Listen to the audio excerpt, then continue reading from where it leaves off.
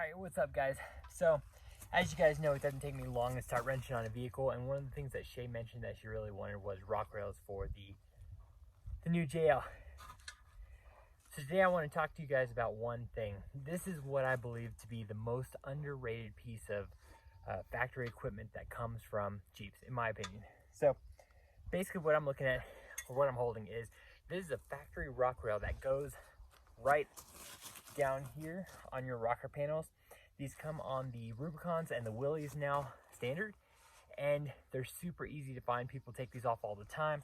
They put steps, they put upgraded rock rails, and you can easily find these online around the $100 range. Now, it's my personal opinion that you should be able to get a set for a pack of, just trade someone a pack of beer, maybe some wine or something like that. I actually got these for free. These are pretty much new takeoffs from a JL Rubicon, obviously. And as I mentioned, the owner she couldn't get rid of them, and she was just happy someone finally showed up to take them out of her garage, which was me. And after scouring for a while, happened to come across her ad and pick up a set, like I said. So she gave them to me, which is awesome. I appreciate that. We give out as much as we can too, so it kind of keeps that revolving door. But anyways, again, in my opinion, this is one of the most underrated pieces of equipment you can add to your Jeep if it doesn't come with it. Now, what makes these so great is, first of all, they're heavy duty, they're really good construction, and they're really simple to bolt on. As you can see back here, you essentially have 6 of these small nuts that go on, and then you have 3 bolts that go on underneath. So I'm going to take these off, use probably the same 3 bolt hardware. The nuts are already on here, and it's a super simple install. And again, the best part about this is it protects your rockers when you're going over rocks and stuff. I've used these on every single one of our Jeeps. They've worked great, never had a reason to upgrade. We have buddies who run these with 38s, 40s, and just keep running them factory. And if you ever mess them up, which I've never seen a pair messed up, you can replace them really easily.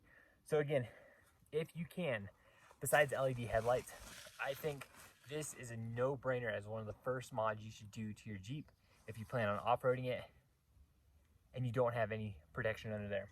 Find a set, like I said, really easy to find online. Just search Rubicon rails, and again, don't pay more than $100 if you are going to pay someone, or at least try and trade for something, because you shouldn't be paying too much for these. There's a ton of them out there. People give them away all the time, and you should be able to score a set. So let's get these tossed on. Change the look of our Jeep a little bit. Get the side steps off. If you've ever wheeled with a set of these, you know you'll break them off on pretty much the first set of rocks you come across. So let's get these on, and I'll show you how easy it is to put on. So most of your Jeeps come with pretty much nothing here, and you can see this is your rocker where these slide into.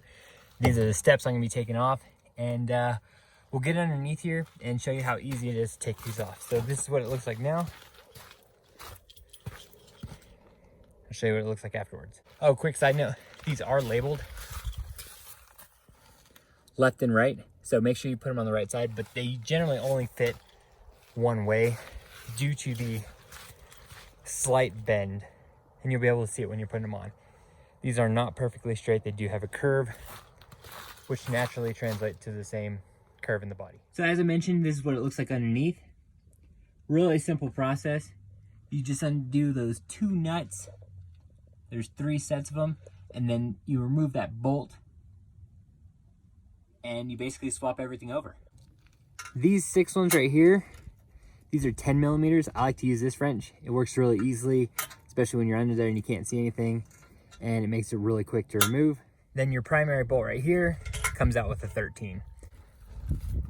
So if yours didn't come with any hardware, this is what you need. You need 6 of these nuts and washers. You can just find the right size based off the thread pitch and whatnot, but you need 6 of these and 3 of these bolts. That's all you need to put them on. Everything is removed from here, and as I mentioned, it stays in place, so you don't have to worry about it just falling off. To remove it, really easy. Just pull towards you and then lower down.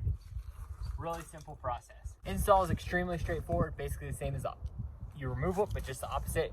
You're just gonna line up your little bolts with the holes on the side and slide this bottom portion under. Also, for those curious, and just to help out, just make sure you get the right ones, whether it's 2-door versus 4-door. Other than that, It doesn't matter if these are from a Willys or from a Rubicon, they will all match up. It just needs to be the right door length. So, toss these on.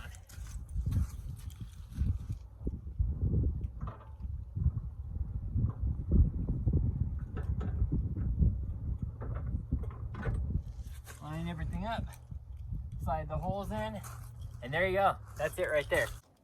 Now, there's one thing I do want to point out real quick. The JLs did a better job with making this flush right here. However, if you have a JK and you're running 35s, 37s, this gets really close, especially with 37s. So what you're going to want to do is pop this cap off. There's a little tab back here. You just pop that off, pull this cap out, and then you're going to want to trim about an inch and a half off this back portion. You trim it right here straight down with the Sawzall. With them off, it's a lot easier. You can do it with it on, but you just got to be careful with your body. So I like to do it with them off. You trim here, toss on some touch-up paint on the cut, and then you can put your cap, just pop it right back in. I've never had one slide out on me. Now in tightening these down, this right here is just tightening to the pinch seam. So it just needs to be snug, nothing too crazy. And then for this, I just recommend 2 Ooga Oogas from your impact drill, and you'll be good to go. Nothing crazy, guys. These aren't going anywhere. They're strong, they're secure. Just make them snug, and you'll be fine. They won't fall off. One last thing real quick, guys. Make sure you tighten these 10mm ones first, so it snugs the rail up to the side of the rig, and then do your 13mm bolts. That way they're in the right position for when you do your 13mm bolts, versus doing this and it's adjusted too far from the pinch weld. And again, that's what she looks like with the rock rails on versus the steps. Super easy process, guys. If you got any questions, let me know. Hit me up in the comments, and I'll help you out as best as possible. But that's it. Now she's one step closer to being ready to hit the rocks.